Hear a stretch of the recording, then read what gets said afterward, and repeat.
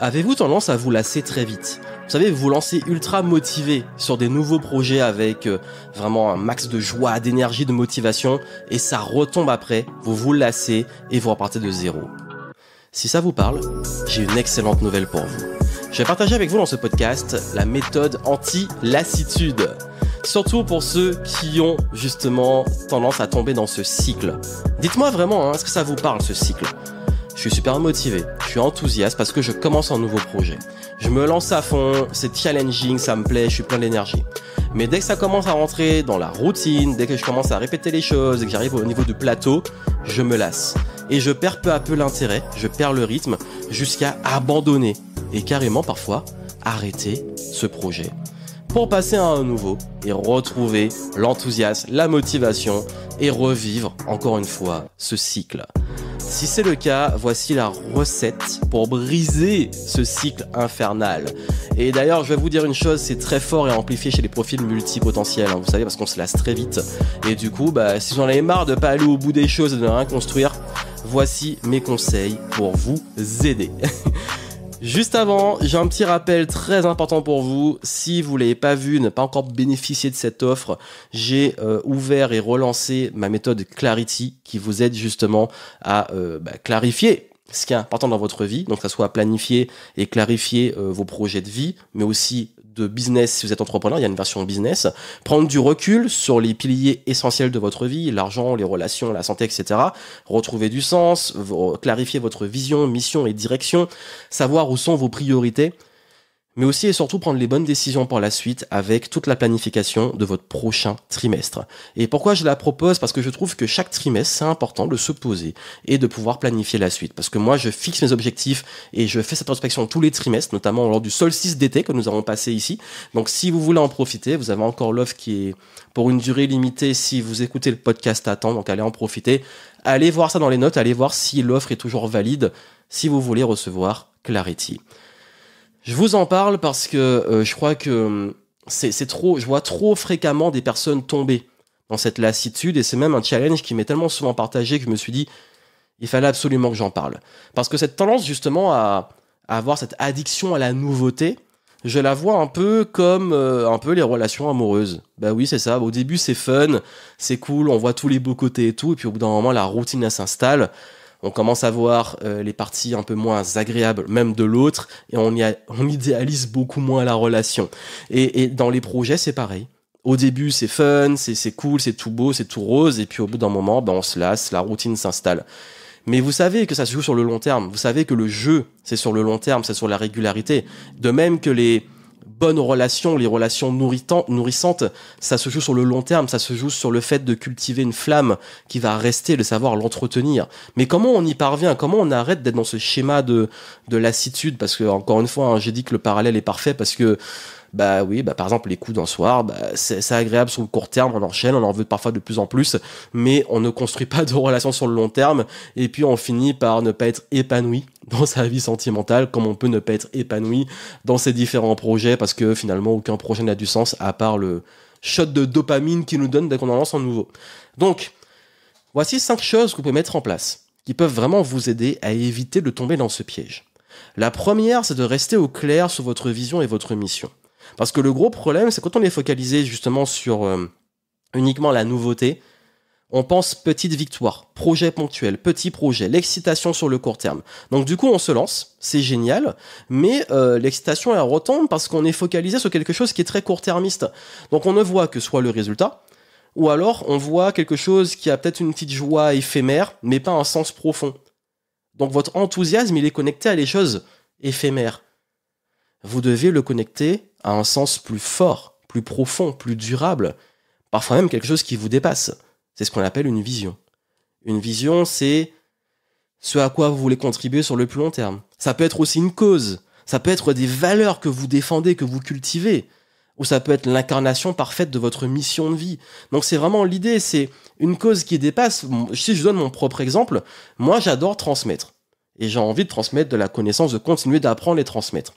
Donc, finalement, mon enthousiasme, c'est apprendre et transmettre. Mais c'est pas juste le type de projet, que ça soit un projet de conférence, d'événement, d'école, de produits, de formation, de conférence, peu importe le format du projet, de créer une application qui va avoir des profs dessus, bref, peu importe. Mon enthousiasme, il est sur le fait que je suis dans une vision, une contribution qui me dépasse, qui nourrit des valeurs, qui nourrit même ma propre mission de transmettre et de donner les clés aussi pour transmettre. Et ça, c'est ça qui m'anime. Et c'est ça qui va me motiver, finalement, dans le process. Je reviens sur le process. Mais c'est pas juste le projet en lui-même. Le projet, il est cool. Mais quand le projet commence à devenir, entre guillemets, un peu moins fun parce que c'est de la routine, je sais que c'est le moment où je peux justement... moi, me dire, mais non, en fait, peu importe le court terme, mon enthousiasme de ce projet, il est toujours là. Donc, n'oubliez pas pourquoi vous vous êtes lancé. Pourquoi ? Et c'est ça, en fait, le pourquoi. C'est vraiment le sens profond de ce qui vous a motivé à vous lancer. Mais justement, cela demande de se détacher des résultats. Parce que le deuxième conseil, c'est de tomber amoureux du process. J'aime beaucoup l'expression qui dit que celui qui aime marcher ira toujours plus loin que celui qui aime la destination. Celui qui aime marcher ira toujours plus loin que celui qui aime la destination. Parce que c'est exactement ça. Si vous arrivez justement à aimer le process, le fait, par exemple, moi j'ai dit le fait de transmettre, le fait d'être dans l'apprentissage constant et de transmettre de façon différente, c'est ça que moi j'aime, c'est le process. Mais la démotivation et la lassitude, elles vont venir qu'on va stagner, ne plus rien apprendre, ou qu'on a l'impression de travailler dans le vide. Pourquoi ? Parce qu'on est focalisé que sur le résultat. Mais quand on est focalisé sur le process, que le résultat soit bon ou pas bon, on continue parce que le process, c'est ça qui nous anime. C'est ça qui nous motive. Et le souci, c'est que quand on veut juste du résultat, quand on veut juste des choses extérieures ou éphémères, et que la motivation ne se base que sur des résultats. J'ai eu des résultats, je suis motivé. Super. Mais le moment où il n'y a pas de résultat, je suis démotivé, j'arrête ou j'abandonne ou je suis dans moins d'intensité. Ben, ça crée quoi ? De l'irrégularité. Et du coup, on rentre dans une quête de micro-challenge, d'excitation, de victoire. Et puis quand il n'y a pas de victoire, on n'est pas bien. Mais ça, c'est encore une fois c'est de la stimulation, on va dire, éphémère et c'est de la dopamine. C'est des petits coups de petits boosts, hop, petite victoire et tout, et je suis motivé, et pas de victoire, je suis pas motivé. C'est important. Je dis pas que c'est pas important. C'est important, surtout là. Process de confiance en soi. Mais on apprend aussi que dans la confiance, ce qui compte le plus, c'est de focaliser sur ce qu'on contrôle. Et la solution que moi je cultive depuis des années, c'est focaliser sur ce que je contrôle vraiment. Ça veut dire me donner à 100% et même plus avec ce que j'ai le jour J. 100%, c'est pas être au top tout le temps. C'est aujourd'hui, je me donne, quoi qu'il arrive, je fais de mon mieux. J'ai fait de mon mieux. Si j'ai fait de mon mieux, je me suis donné à fond, il n'y a pas de regret. Il n'y a pas de regret parce que je me suis donné au maximum. Et c'est ça qu'on oublie trop souvent. C'est que les regrets, c'est pas se dire, bon, si j'ai fait de mon mieux et je me suis planté, comment je peux regretter ? Parce que bon, j'aurais toujours pu faire mieux, on peut toujours dire ça, mais j'ai donné ce que j'avais. Par contre, si j'ai pas fait de mon mieux, je me suis vraiment reposé sur mes lauriers, je me suis pas donné comme il fallait, là, je peux avoir des regrets. Parce que je me dis, là, pour le coup sûr, je sais que j'aurais pu faire plus ou faire différemment. Pareil, continuer d'apprendre. C'est les process. Je suis en apprentissage constant. Donc, il n'y a pas de réussite ou d'échec, c'est que je suis en train d'apprendre. J'ai réussi, super, c'est un bon indicateur. Qu'est-ce que je peux faire mieux et pousser les curseurs ? Je focalise sur la création. Je peux créer. Parfois, je vais créer, ça va cartonner. Parfois, je vais créer, ça va flopper. Mais c'est fait, c'est fait. Tout ce que je peux faire, c'est avancer et continuer justement à faire de mon mieux et de créer de nouveau avec ce que j'ai appris de l'échec. Mais quoi qu'il arrive, je respecte aussi mes valeurs. Je connais mes valeurs. Je sais que je respecte cette intégrité, cette loyauté, cette liberté, et du moment que je cultive mes valeurs, je dors bien. Et je nourris en plus, on l'a vu avant, ma vision et ma mission. Donc, vous avez vu, en fait, tout ça, c'est connecté, et puis je peux créer de la valeur autour de moi. Donc, le process, c'est que je continue à créer de la valeur autour de moi, à être une ressource pour les autres, à être une ressource pour moi-même, pour les gens qui comptent. Et ça, c'est important. C'est vraiment, vraiment, ça, je vous le dis, c'est l'un des piliers le plus important. C'est que le process, c'est ça. Je fais de mon mieux. Je continue d'apprendre. Je continue de créer. Je respecte mes valeurs. Je nourris ma vision et ma mission. Et je crée de la valeur autour de moi. Je deviens une ressource pour les autres, pour moi-même. Et je cultive ce process tous les jours. Si vous faites ça, ça fera une vraie différence. Et en plus, ça permet justement de cultiver plus de joie et de variété, qui est le troisième conseil, parce que justement, c'est connecté à ça, parce que quand on est dedans, on est déjà dans une énergie de process où on peut plus tomber dans ce truc de lassitude constante de façon globale, parce qu'on est animé par des choses plus grandes. Et quelle que soit la façon de le faire, et comme on va se donner à fond et se respecter et continuer d'apprendre, il y a une stimulation. Mais en plus, si on garde cette âme d'enfant, vous savez, moi, je pense souvent aux enfants à Noël qui attendent les cadeaux. Bah, nous sommes un petit peu comme ça. Quand on a un nouveau projet, c'est Noël. C'est le nouveau cadeau, le nouveau challenge. Mais une fois qu'on a eu le cadeau, qu'est-ce qui se passe? Bah, on se lasse, comme les enfants. Une fois le cadeau dans les mains, on se lasse et du coup on arrête de jouer avec. Et puis dans les projets, c'est quoi? C'est on devient trop sérieux. On commence à mettre des enjeux. Vous savez, ça même dans le business. Au début, on se lance par vraie motivation, vision, envie de liberté, puis finalement, ça devient une obligation, ça devient du sérieux. On perd la joie. Vous savez, là, c'est ce truc-là qui, pour moi, commence à tuer les projets. Si ça devient plus une obligation qu'une réelle, on va dire, enthousiasme d'expansion.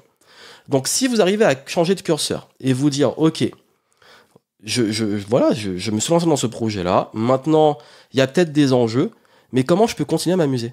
Comment je peux mettre plus de joie et m'amuser dans ce que j'ai à faire?